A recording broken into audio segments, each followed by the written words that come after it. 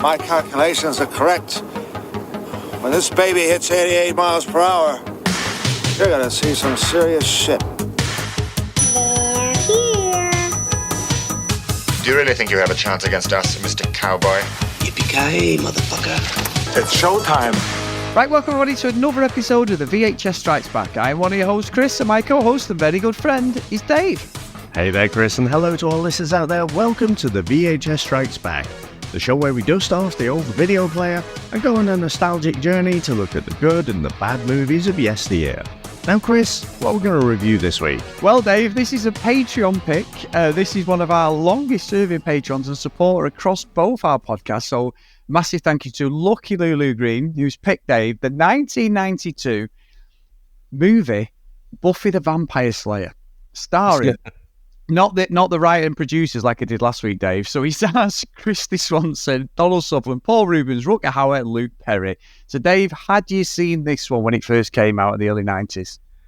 So I had not, but what I like is normally you give the genre and you've just ignored the fact it's a comedy vampire movie. You just said it's a movie. Yeah, well, that's it, really. So, I mean, again, right. So I didn't know this one when it came out. My first, I'm afraid it's another blockbuster story. So when Buffy the Vampire, the TV series came out, it was 97, I think, when it came on the screens, but it came on video in 98, it would have been. So I was at the bigger, like one of those blockbuster superstores. When I started off, I was in this poxy little, classic old video shop, and then I moved to an express store, which was one of the bigger ones, and then in Preston they built this big fucking massive superstore. And I just remember there is a picture of Sarah Michelle Gellar looking lovely on the front, and this whole half a wall of like Buffy the Vampire Slayer, the TV show. I was like, fucking hell, I don't think I've seen anyone more beautiful in my life. I was smitten just from this VHS cover. But then I noticed, because in the action section, I think it was, you had this movie, Buffy the Vampire Slayer from 92. But I hadn't really noticed it before that. And I was like, oh, what's this? And then made the connection, it must be related in some way. So it's quite an unusual name, is it? It's not like fucking Jane the Vampire Slayer or something. So yeah, and I thought, you know what? That looks fucking terrible. I don't think I'll ever watch that. So, I knew of it, but I just never felt the need to actually go back and watch it. But I did watch, a bit of the TV show.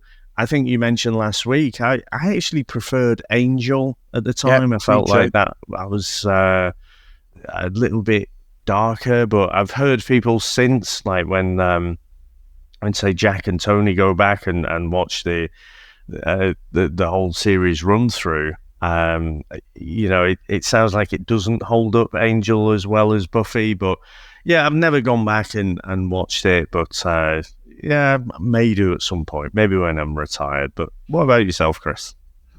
Well, I think I was a massive fan of Buffy. It was the Sky One special, wasn't it? I think I got into little bits of it, and then Angel came on, watched quite a lot of that, but then fell off it. And the guy who played Angel seems to be on a lot on Sky on different shows at that point. He's on Bones and stuff, isn't he? Yeah, he's still going, any TV actor.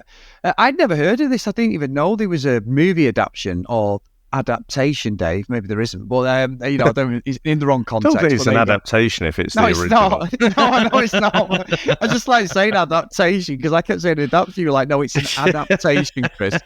Even at 46, learning that the correct pronunciation, Dave, of different words and what it has to mean. I'm like a sponge, Dave, a sponge. Anyway, I think I've definitely seen the VHS cover. I remember Luke Perry because he always had that slick back hair. And I said last week, Beverly Hills 90210, the receding hairline, playing Dylan, cool James Dean, Elvis ripoff. Everyone, all the girls wanted to fucking dip the bread in, or he'd be dipping the bread in. But he was like the hero of that show, wasn't he? So And they always got round the fact. There's him and Jason Priestley, wasn't there? Yeah, Jason Priestley. Usually the girls were one or the other. Yeah, he was a boring bastard though, wasn't he? Fucking Jason Priestley's character in there. He was. I never boring. watched it though. I just know of the characters and hearing about how the girls swoon over them. Yeah, well, and there was also the other guy, Dave, the blonde-haired guy. What's his name? He was the other one. He was a bit of an arse, though. He always went out with Tory Spelling, whose dad was the one who did it. Anyway, I'm fucking boring you, but I was a big fan of 90210, Dave. Really was a big fan of the original one. So Luke Perry knew who he was, definitely saw this VHS cover, never put the two together that it's Buffy the Vampire Slayer. And I think the Buffy the Vampire Slayer was huge, wasn't it? In the UK, it was massive. Yeah. Like from 97 onwards, Sky, it was one of the best viewed shows, wasn't it? Every week that was on. It was massive, wasn't it? I know he finished a few years later, but Sarah Michelle Gellar was like really famous off the back of this character. So I going into this thinking, oh yeah, this is going to be interesting, big cast, everything. But yeah, ultimately not a massive fan. I think maybe when I watched Dusk Till Dawn, I might have started watching bits of it, and then this vampire little bit of a phase I went through, especially with Angel. But even Angel, I didn't watch all the way through. I just remember watching maybe 1 or 2 series of it, enjoying it. But then it didn't feel as sort of camp and as sort of silly sometimes as some of the episodes of Buffy I'd watched. But I couldn't sit here with you and say, I remember that episode of Buffy or what's happened. I'd have to probably watch some of them again, and that's never going to happen, Dave. But yeah, so it's interesting that Lucky Looloo Green's picked this one, because it's like, yeah, it's not even on the radar. Now, I don't know if it's a stitch-up special. We'll talk about that, Dave, in the review. But I do like the fact that this is a completely different movie for us to review in some respect. Yeah, I definitely don't think we've reviewed another movie like this. Let me say that. But Chris, shall we get into our trailer? Let's go. In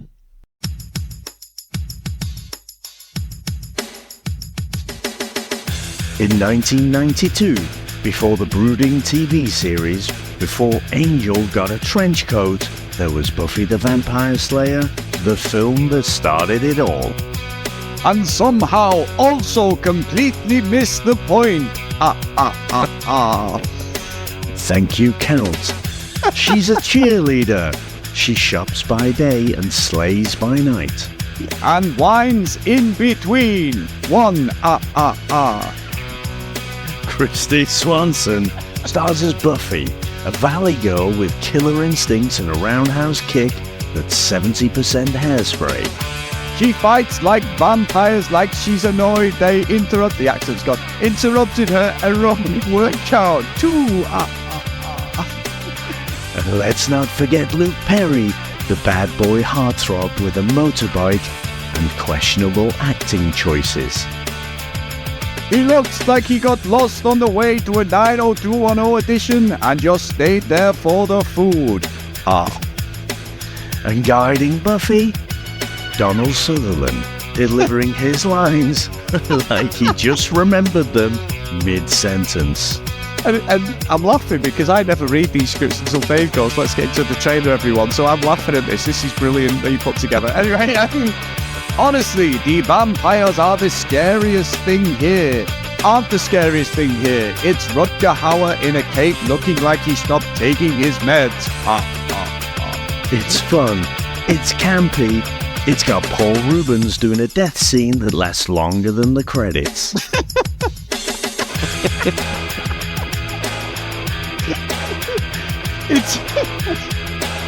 It's like Saved by the Bell had a baby.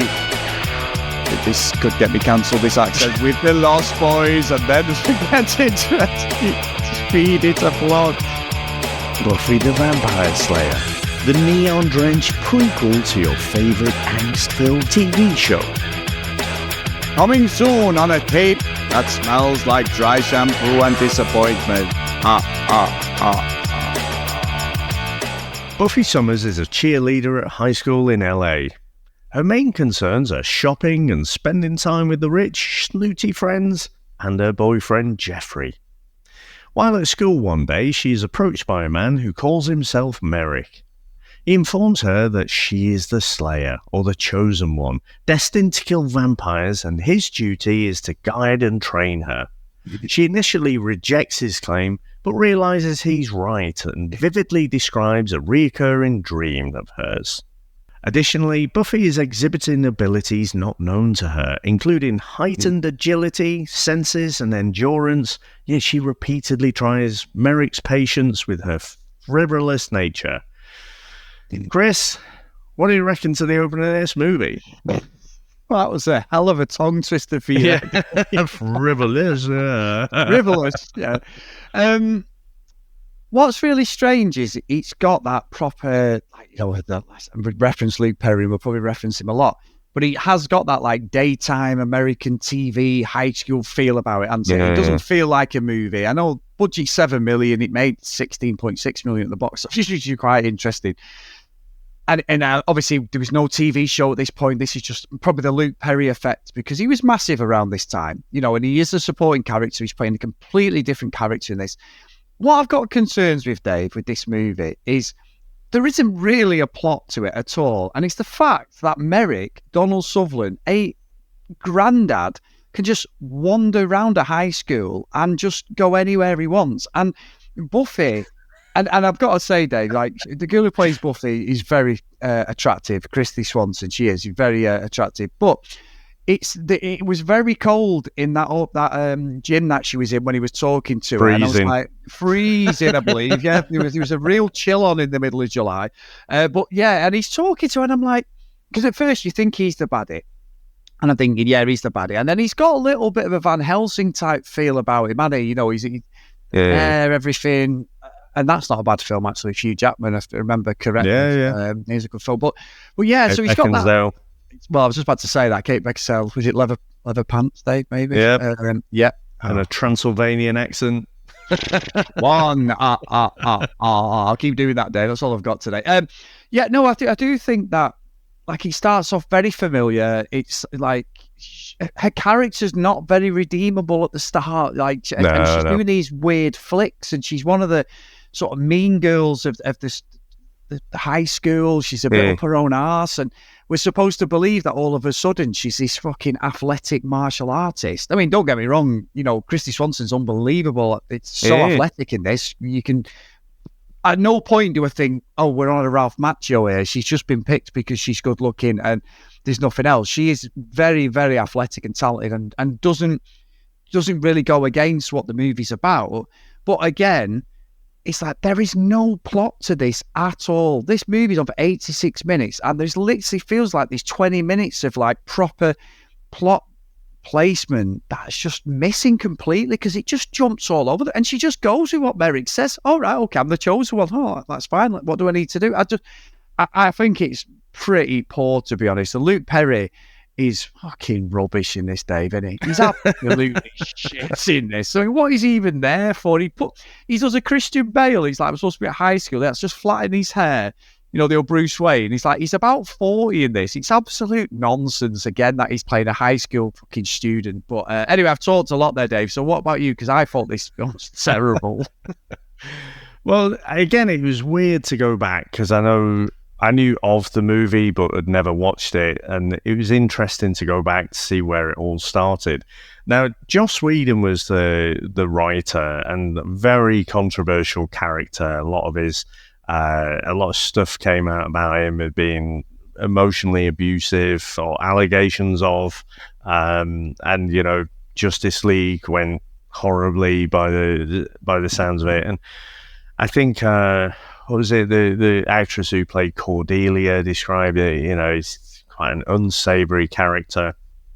So I think people have this conflicted view about Buffy, and I think I liked how Tony and Jack, when they were covering the show, said it.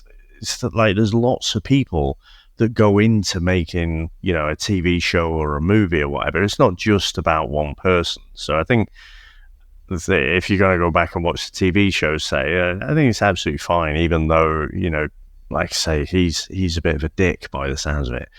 But he's the one who came up with this original concept, and he was just trying to subvert, that helpless blonde, the last girl, I think they call it, don't they? You know, the girl in the movies, you know, the horror movies, and they end up getting killed or whatever.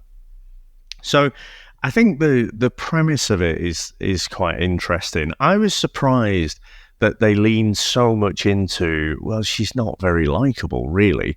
I mean, this whole term of like Valley Girl seemed to catch fire, you know, at some point. But I just remember, I mean, you got loads of different examples, but you just hanging around the malls, talking in that way, you know, being utterly superficial. And so I think they do a decent job of kind of leaning into that. And like you said, I have to laugh with the Donald Sutherland thing. I mean, for me, it was obvious from the start, but just from the TV show, he's like a Watcher type character. He's like Giles in the TV show, who's taking a break from trying to chat up women with his mellow birds. Oh, coffee. At last, though. Yeah. So yeah, but it was funny. It's almost like when we watched Rita Sue and Bob 2, where you just got a middle-aged bloke hanging around the fucking schoolgirls. You've got this creepy old guy in a Mac just wandering around the high school. I mean, even in '92, surely that wasn't okay. But yeah, it was. I tell you what was a big surprise in a positive way.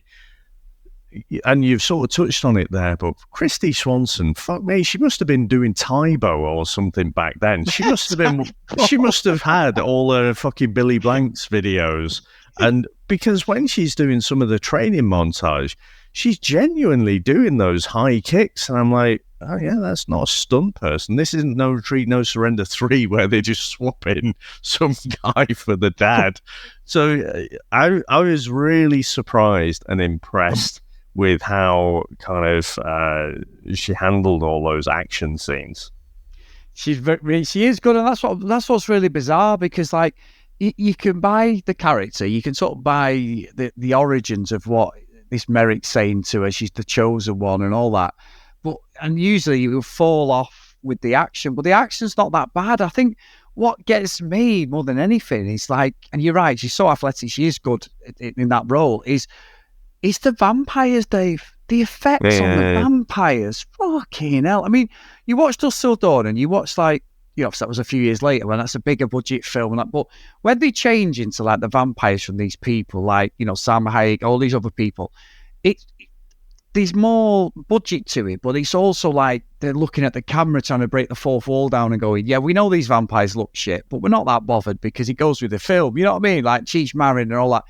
With this, the main vampire just looks like he's had a bad fucking weekend on the gear, Dave, and he's got to work on a Monday, and he's like, oh, fuck it, I've not slept all weekend. He's just Rutger Hauer's. Yeah, Rutger Hauer's, he's terrible. We were praising him the other week with Blade Runner, weren't we? You know, just about how, you know, this conflicted sort of synthetic human, and I felt I don't think you did like the end speech quite as much as I did, but I thought it was a great performance. And in The Hitcher as well, utterly menacing. In this, I mean, I don't know if it's just miscast, but fucking terrible. He's awful in this, and I tell you, he's awful in it as well. Fucking David Arquette. So he's like Luke Perry's best mate. They get into that dust up, don't they, with the vampires, and he gets like knocked out, Luke Perry, but then he gets fucking bit, doesn't he, Arquette? And then he's back at his house, you know, and then he appears at the window, right? So hang on, this is his best mate, right?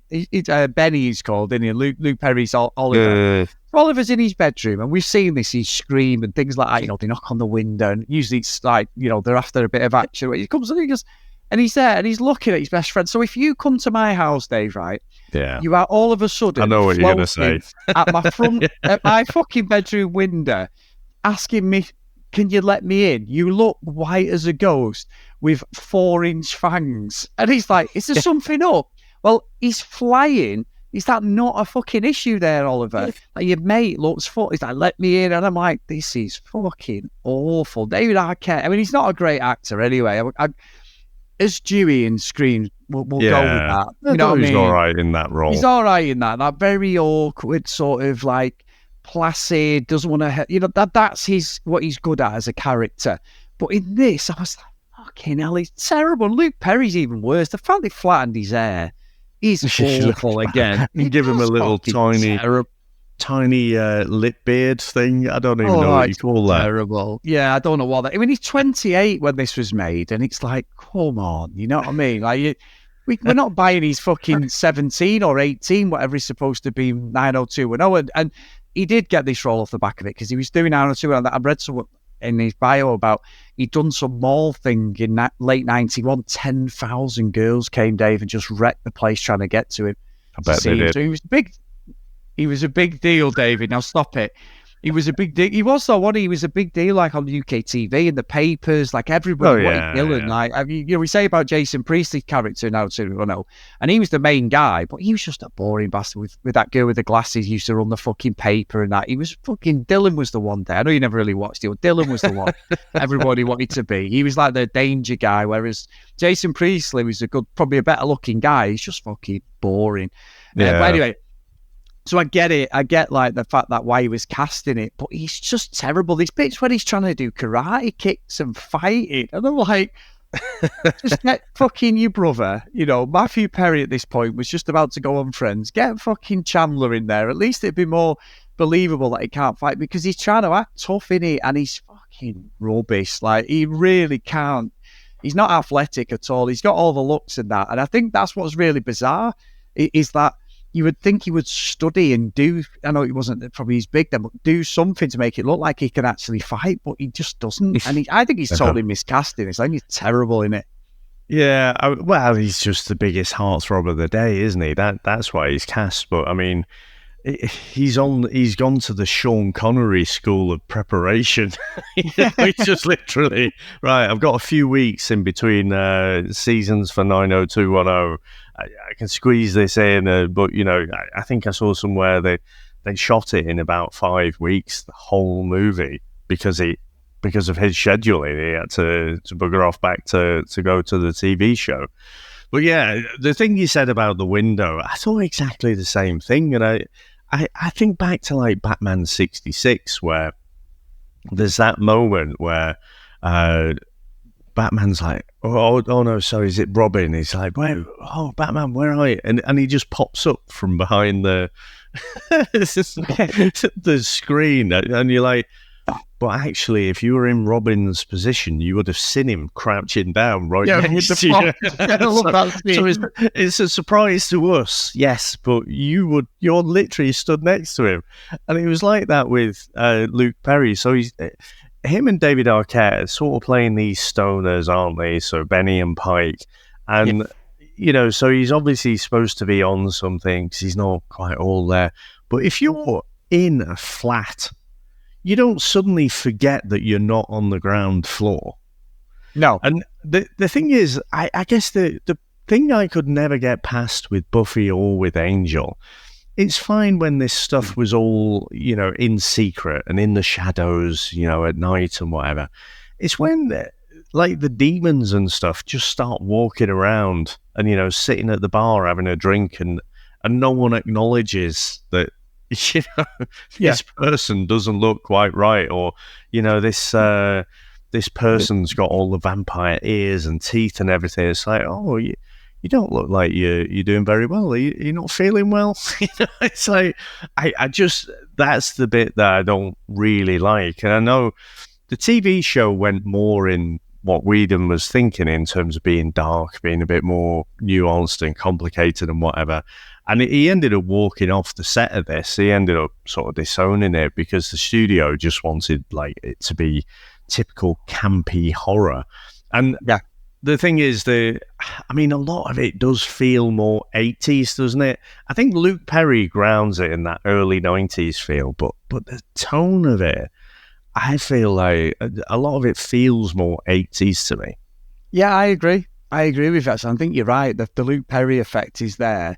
Takes some of the shine, I think, off the actual movie. So I think he's sort of, maybe more me than you from what, like you say, not really watching it, but sort of like, you try intrigued in his character to see what he's doing, and he is just a supporting character, but it feels very 80s. I agree with you there, and I think you're right. the TV show had its moments where it went a bit off piece. It was a bit stupid and silly. And I think when I got into Angel was more because it felt a bit more gritty, if that makes sense. But this is a completely separate thing. And I know it's not canon, Dave, because I've been reading some of the trivia. You probably read it yourself. Joss Whedon's like, no, this is nothing to do with the TV show. None of it moves over or characters or anything. I think I didn't, as much as I think the film was pretty crap, I didn't hate it as well, if that makes sense. It wasn't one of the movies where I'm watching it going, oh my God, as I always say, I've watched it in 3 parts. How long have we got to go? Oh my God, I've only watched 20 minutes. This is terrible. And it's like, no, it isn't like that. I think it just feels very familiar. People of our age, these are the sort of DNA sort of TV movies, TV shows that we grew up with. This is the sort of stuff. So I'm not offended by it. I was more just laughing at it like a comedy because it's so shit. And a lot of the things didn't make sense. And I read that, I'm sure you've read about Donald Sutherland being an absolute prick. He rewrote most of his lines. Great, he said he's a great actor, but he hasn't said he's a dick, and that's quoting him, because he just was awkward on set, and you can see it, like you said in the trailer, like he's literally just fucking walking his way through it. He's gone down the Marlon Brando, like you say, Sean Connery lines, you said about Luke Perry, but he's the same. He's literally doing this for a paycheck. But then you do get cameos, like we got Ben Affleck, don't we, later on? He's one of the basketball players. Yeah, I didn't expect that. No, I was like, oh, there's Ben Affleck. But so there is quite familiar faces in this, and there's quite, I mean, obviously Pee Wee Herman's in it.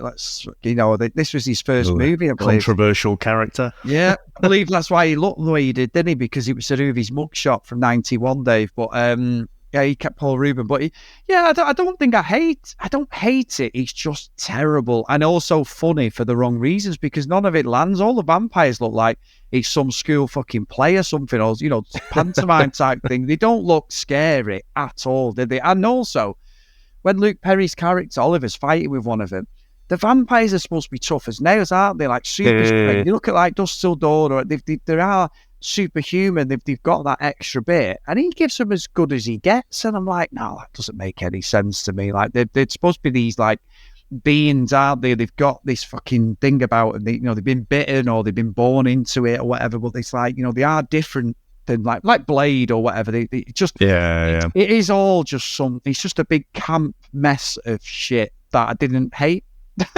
Yeah. So Paul Rubens, I mean, he looks like fucking Rob Zombie or something, or a poor man's Temu version of Rob Zombie.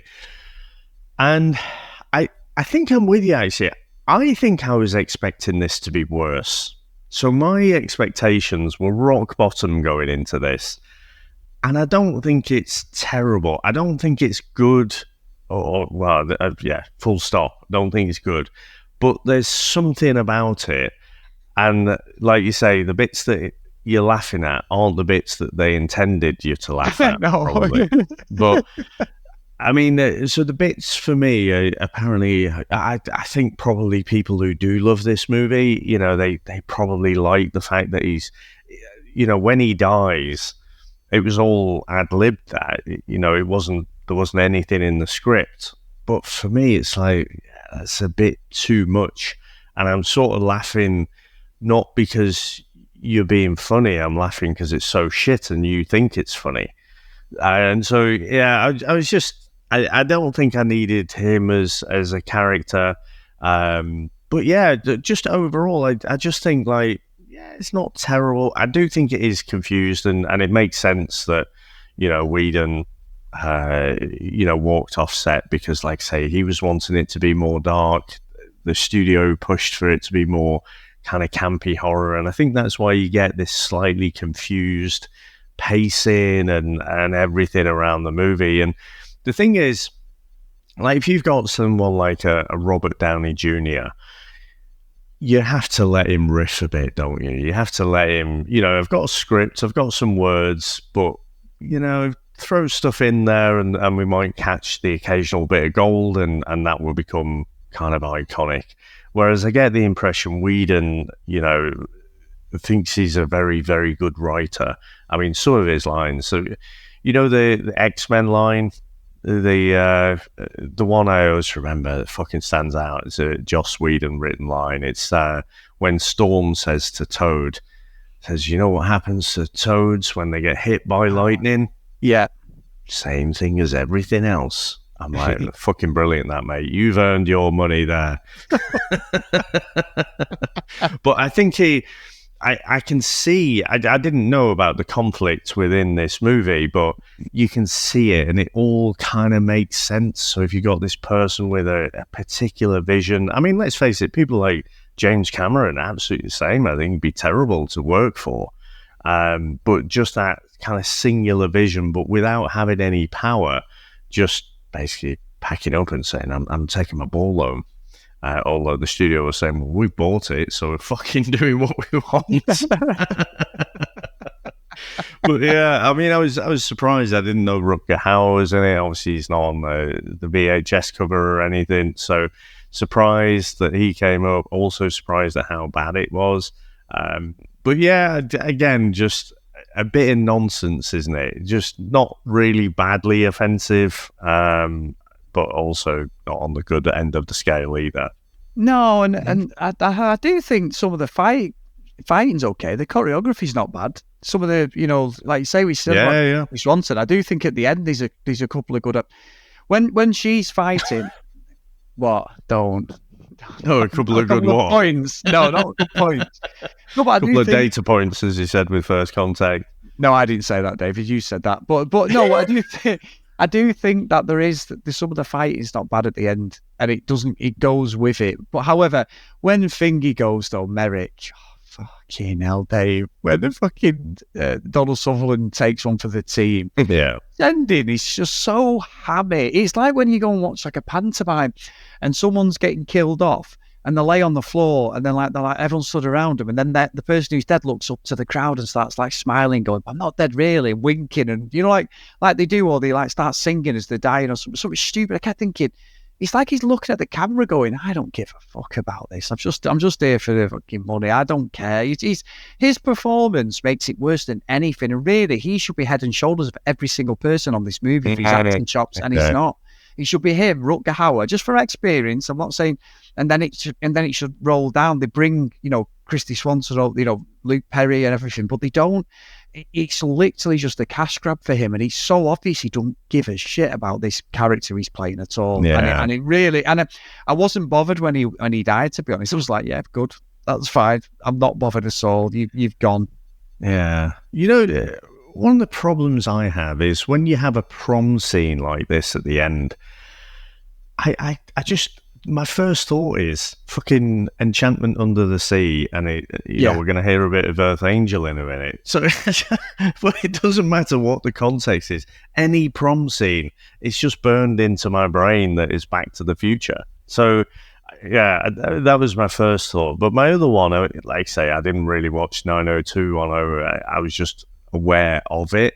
And earlier in the movie, when Luke Perry's got his little shit beard and his brushed down, combed down at the front Lloyd from Dumb and Dumber haircut, I'm thinking, I don't really get it.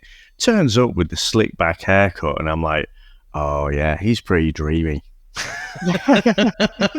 He is going. I get it. I know. I've got to say, you've got to appreciate it, haven't you? It's like, yeah, I get it now. I understand it. So, I guess that was kind of sweet because she had a bit of a dick boyfriend, didn't she? He was a bit of a knob, and I mean, she was pretty terrible as well. But I guess the movie's trying to show some kind of evolution, some growth in the character. So she kind of grew out of a superficial boyfriend and then got together with someone who she wouldn't necessarily associate with before, like this stoner character, Pike. And so I thought that was kind of sweet. But you say when Merrick went, I mean, I thought that was all just a bit anticlimactic. It just didn't really have any emotional weight to it at all. I believe in the original script, he was supposed to commit suicide, and the studio thought it was too dark, so they just thought, no, he'll be killed off by Lobos or Rutger Hauer, basically.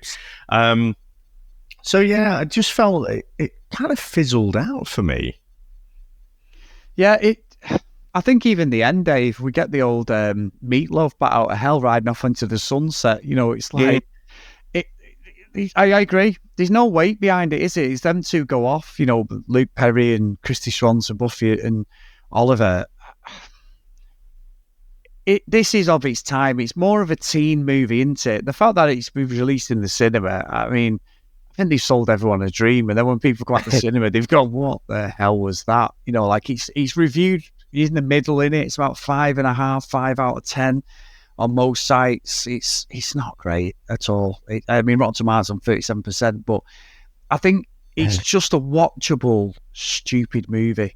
And if you're a real Buffy enthusiast, then it may be something that you absolutely love. And I get that. Look at maybe some of the movies I love, like, you know, the Cannonball Run, so I could do all the Burt Reynolds stuff. It's probably terrible to most people, but it's got an origin to me and there's a story behind it. I relate to the characters. Maybe it's that if you relate to Buffy, then I would understand why you'd like this. But this is not really the foundation for the show. The show is on another level, I think, and quite rightly as well. But I'm glad that Lucky Looloo Green's picked this one, Dave, because like he sort of watched it going, yeah, I understand. You know, it must be one of her favourites, unless it is a stitch up, Dave. I don't know. As she mentioned, it's the year of the stitch up. Yeah, I don't think it. Again, I think it's another one. It's not got me as I think it probably should, because it just feels dead familiar. We've had to put with this sort of nonsense when we were like teens because there was fuck all else on telly. So it doesn't offend me as much as I think it probably would do if I watched it now for the first time. So, you know, as like a teenager, if you said to me, watch it, I'd be like, this is terrible.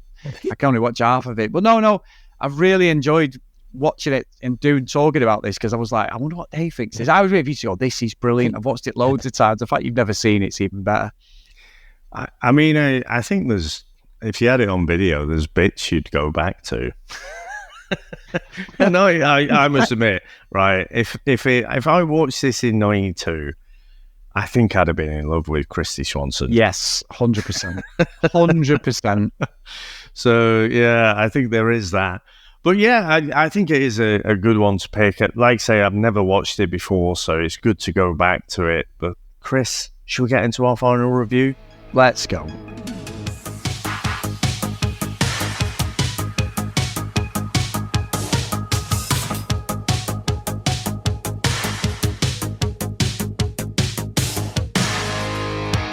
So, Dave, again, great pick. Lucky Looloo Green, thank you for picking that. Somewhat different, early 90s, using the Chris Phelps sweet spot. This wasn't the Chris Phelps sweet spot at all. I'm going to be quite predictable here, Dave, because I think we did this last week, but I think he's got the DNA there. It's not a totally terrible movie, but obviously there's just loads of bits missing, and the cutting room has not been kind to it, I don't think. I think, like, Luke Perry's not good. I think he's trying to steal the show a lot of the time, but his character's like arc and how it's written, and he's not supposed to. I think Kristy Swanson's good as Buffy. I could totally buy her playing the character in the TV show if this was like the sort of the platform for that. But everyone else around, they're like Rutger Hauer, Donald Sutherland. My God, they should have been elevating this, and they just don't. They're just terrible. So I think I'm going to put it in Elm Street. It's just a silly camp load of nonsense that don't make any sense. But yeah, didn't offend me. So what about yourself, Dave? You know what? If we'd have done a load of the movies that we've done this year earlier in the podcast history, right, I'm sure they'd have all gone to the bottom. I think you're getting softer as we watch more and more shit movies. You're like, yeah, I've found some enjoyment in this. well, I can surprise you, Dave. You know that. Yeah. But no, just a bit of a thought there. So, yeah, I came into this just expecting it to be truly terrible on every level. And I also did not hate it. I think I can sort of see why, especially if people love the campy, silly horror movie, or just campy, silly movies. I can see why people would enjoy it. Like I say, I didn't particularly like the Paul Rubens character or performance or anything, but I could see people kind of enjoying that. I thought in fact, the opening music was fantastic, wasn't it? It's just so 90s. It was unbelievable. It just places you back in that time. You know, it was all like very dance, very snap kind of thing, wasn't it? And I think this was CNC Music Factory at the start there, where she's doing a whole cheerleader bit. But yeah, I think it was weirdly familiar because of the TV show, but being its own thing, definitely in terms of tone and, you know, obviously the story, like you say, I think I think the canon gets reset in episode 1 of Buffy, you know, the whole high school burning down bit. But yeah, I think it's Elm Street for me as well. I think it's not a good movie, but there is some stuff to enjoy in that. And I think apart from Luke Perry being in there, I think it very much feels grounded as an 80s movie. But yeah, I'm kind of glad we watched this one. Yeah, no, good pick. Now, Dave, as the saying goes, for something completely different. So this is a Patreon pick. It's our good friend, Mr. John Hammond. Mr. John Hammond from, was it For Your Height Only, Dave? Just to name that one that just comes to mind. He's picked a movie from 1989. It has a critical review aggregator score of 89%, Dave. A weighted average of 7.4 out of 10. However, Dave, this movie is a Mexican-Italian production set in Mexico. The story of Phoenix, a boy who grew up in a circus and he struggled with childhood trauma. So gather the family round. We are going to be reviewing Santa Sangre Day from 1989. I do appreciate the Dennis Norden like that back there. Yeah. So, as soon as you say the catchphrase, I just picture him sat down in his chair. I think it definitely will be something different. And even I, looking through the trailer, I'm thinking, fucking hell, George. Yeah. And he's laughing at this point, isn't he? Absolutely. I know he's pissing himself. Yeah. No, this is not a For Your Height Only. I mean, it was John who called out Samurai Cop, wasn't it? So yeah, those were so bad that, you know, they are kind of good. I think For Your Height Only, you might have even put it to the top. What a film. I love it. And just the blatant fucking copyright as well with all the James Bond music. But this one, oh my God, this looks like an arty-farty fucking film that I can tell already I'm probably not going to get on with it. But it's probably going to be one of those, you know, it's probably highly regarded, you know, for some, it's probably studied in film schools and stuff. But yeah, I think it's going to be a struggle. Yeah, I think so. And I must say, I always go back to this with John Hammond. When he used to running commentary on Twitter at the podcast on his morning bus ride, I think, to work. And he would do it like on a Monday or a Tuesday, you know, like the Patreon episode. And I love the fact that I threw out their lob on, and he said, like, I fucking pissed out laughing on the bus. He said, I've not heard that for years. So, John, if you've got a lob on with this one, mate, we need to have a chat. I'm sorry, you know what I mean? But unbelievable. But no, thank you for your support, everyone. Amazing support. If you want to email us, the vhsstrikesback@gmail.com. If you want to follow us on social media, @vhsstrikesback. If you do want to support us, like all our patrons, please get over to patreon.com/the VHS Strikes Back. So the roll call of honour and a big thank you to Nick, Greg, Gareth, Mike, Lee, Helen, Dylan, Dan, Justin, Susan, Timothy, Matt, Hales, Ken, Lucky Looloo Green, Herbs, Jack, Math, Blake, John Hammond, and Mr. Tony Farina. So thank you so much, guys. Amazing stuff. And John, you know, Dave. And this, I mean, I usually leave it to lastminute.com to watch the movie, and I know you're going to watch it before me, but I'm really thinking about my life choices, thinking, can I sit through this now so I don't have to watch it again? This may be sliced up into many watches, so yeah, many watches. Yeah, many watches. So, yeah, again, another nice little reference there, Police Academy. You can't help but think about Lieutenant Lissard there. But Chris, fucking hell, fuck my life. We'll see how we go with that one. But anyway, for our little musical number, actually it was a little bit all over the place, wasn't it? And I if I think of Buffy, I tend to think of the TV show theme tune, you know, very fast-paced, very rocky, sort of, well, not Rocky Balboa, but rock-y. But I've gone with a bit of a dance theme here. So this is Dance of the Undead.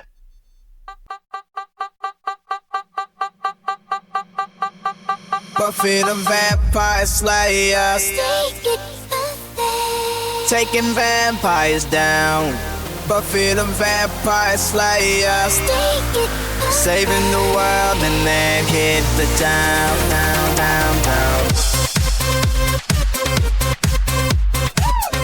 Obviously, Euro pop this, Dave. Techno. It is, isn't it? Yeah. I could see Jean-Paul Gaultier dancing away to this on Eurotrash. I can actually, me with my pants down my ankles trying to see any sort of nipples or anything. Eurotrash. This is probably a bit later, actually, isn't it? It's probably more late 90s, early 2000s. Late, nearly. Yeah. Take it, girl. Take a fam down with the spin and twirl. Take it, like your homework's due. And if the principal calls, just play that go. She's the queen of the mall and the graveyard scene. Flipping through the night, keeping it clean. From charity shows to combat boats. And Buffy's got the skills to bust vampire souls.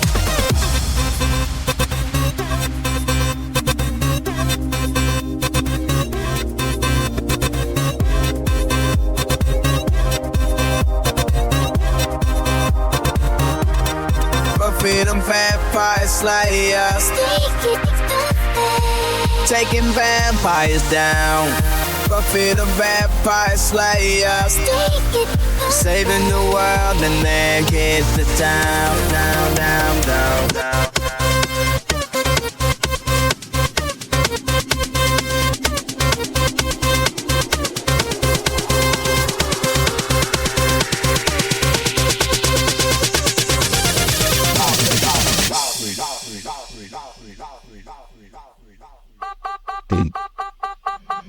Just imagine yourself in the club, Chris, with the light sticks going. Yep. Glow sticks. Yeah.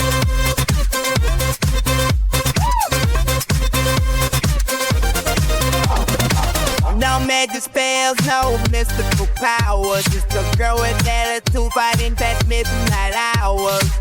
No watcher's guidance, it's all on her. In the mall for the horrors, she's a slayer, fire slayers, taking vampires down. Buffy the vampire slayers, saving the world and then get the down.